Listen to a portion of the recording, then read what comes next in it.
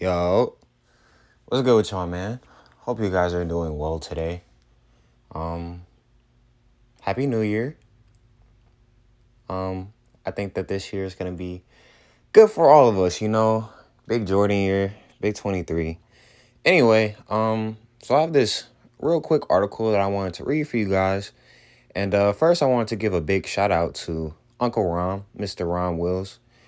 He popped up in my algorithm a couple months ago, and since then, I've just been binging his videos. He's very similar to me. He's an author. I actually just got his book. It's called Nice Guys and Players. So I'll do a review of that pretty soon, and I'll let you know what I thought about it. But it's very good so far. So I would definitely recommend it. I'll put his channel in the description so that you can check him out. But anyway, the point of this article is about the four spiritual and I guess mental aspects and components of being a man.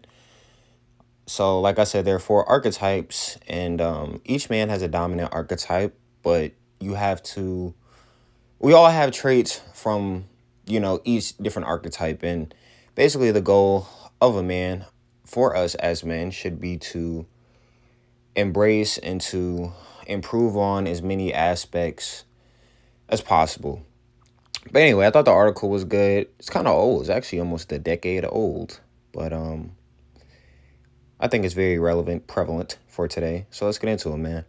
So it's called The Spirit of Man, the House of the Man. The House of the Man is the foundation of the spirit of man. There are four cornerstones or archetypes to this foundation.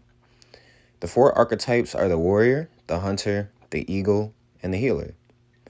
The average man will have one dominant archetype while the others are dormant.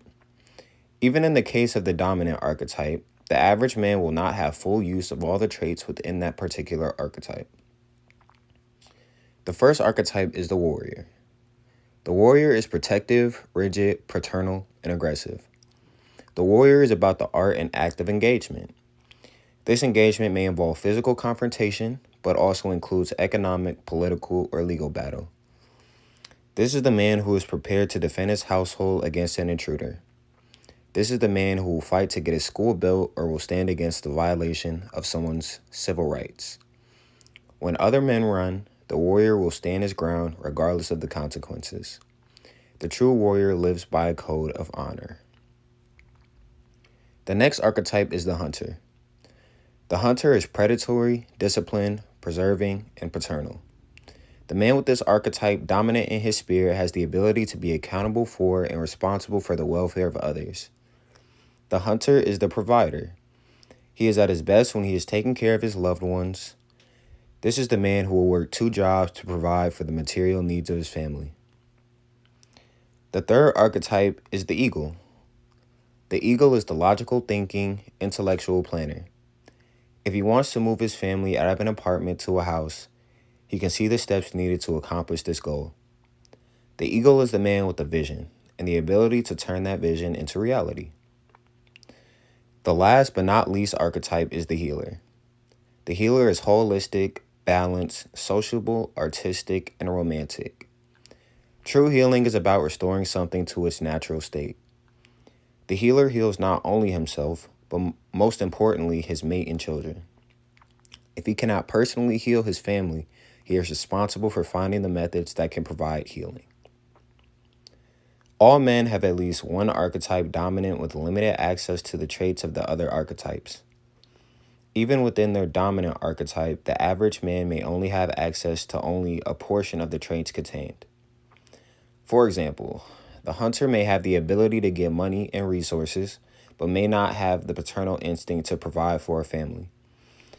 The healer may be able to charm women to satisfy his sexual needs, but will not do what's necessary to heal her. To be an optimal man, a man must work to develop all aspects of his spirit. A limitation with having a dominant archetype is that a man will have a worldview based on just that one archetype, especially when it comes to dealing with women. The hunter may feel it's all about the money. He will think as long as he has enough money, he can relate successfully with women. The healer will think he can get by just on charm.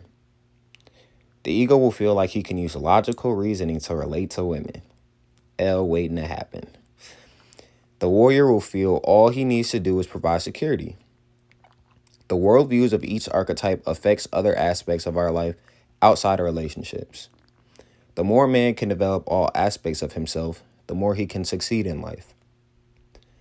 For someone interested in exploring the house of the man further, I would refer them to the book Awakening the Master Feminine by Master Yao Nyamaki Morris. Master Yao devotes a chapter to the four masculine archetypes. It's time to build some houses. So I also actually just bought that book as well, Awakening the Master Feminine. It's probably here right now, but I can't find my mail key, the key to my mailbox, but that is irrelevant right now. Anyway, I liked this article, and I feel like, me personally, so I've been, like, since I read it, I've been contemplating, meditating on, what my dominant archetype is, what traits I am already like manifesting and, showing off, and what traits I am lacking and need to work on.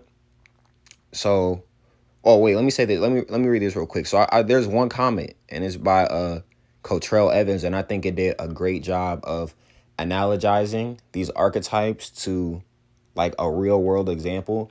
And that's something that I'm very like fond of. I try to do that a lot in my personal work, and I definitely pay attention to people who are able to do that, because especially when you're smart and you understand, I guess, esoteric, spiritual, three-dimensional aspects and topics, it's hard to like just say that stuff to, I don't want to say regular people, but like people who don't have people who aren't like you, basically. I remember, so I got some constructive criticism on an article that I wrote a couple weeks ago.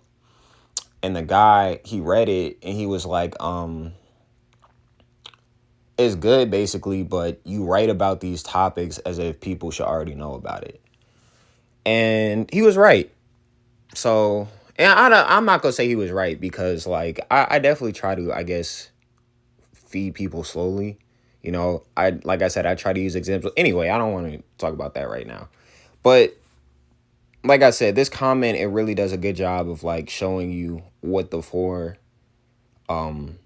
spiritual aspects of man look like in real life, so that you can, better understand it. So Cotrell Evans says, I couldn't help but think of the four members of the Teenage Mutant Ninja Turtles.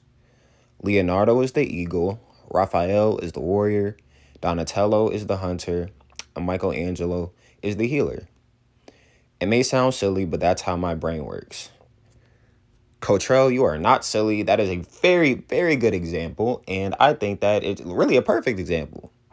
So Leonardo, he's the logical, the planner, the thinker, always, thinking about what comes next, what's best for the team. Raphael is, the protective, parent, paternal, aggressive, always ready for a fight, always screaming and yelling. Donatello is the hunter. He's always, he's willing to provide for his family. He, in the movies and in the show, I think he's the only one that had like a job. He like worked in, like a tech support job. He's always, he watching out for the fam.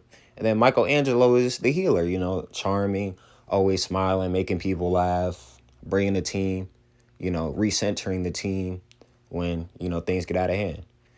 So, like I said, me personally, I think that I'm most like the eagle, logical, intellectual, planner, turning my visions into reality. Whenever I write a story or have an idea for an article, like I get the vision for it, think about like the thumbnail, the images that I want to use, the resources that I'm going to use, and I turn my ideas into reality.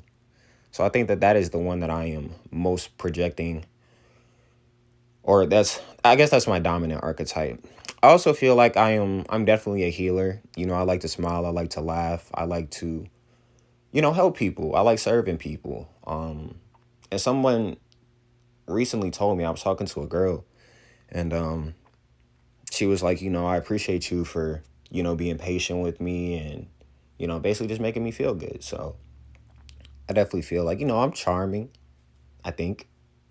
But anyway, the hunter, I feel like I'm pretty disciplined, preserving, a provider.